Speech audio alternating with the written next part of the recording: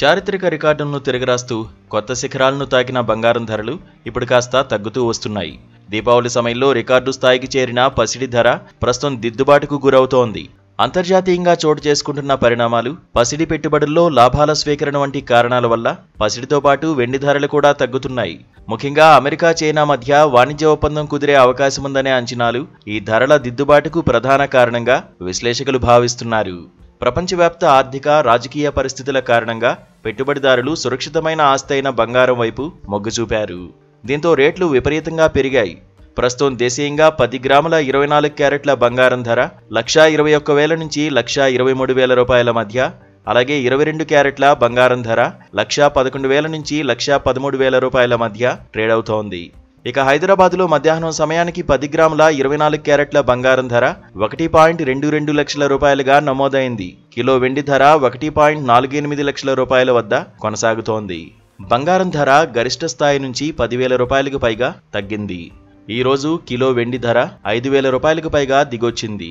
బంగారం ధరలు కేవలం దేశీయ డిమాండ్ పైనే కాకుండా ప్రపంచ ఆర్థిక వ్యవస్థను ప్రభావితం చేసే అనేక ముఖ్య అంశాలపై ఆధారపడి ఉంటుంది.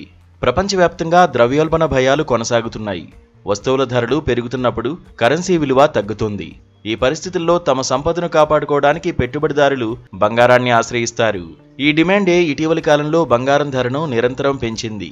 అలాగే బంగారం అంతర్జాతీయంగా US$లో ట్రేడ్ అవుతుంది.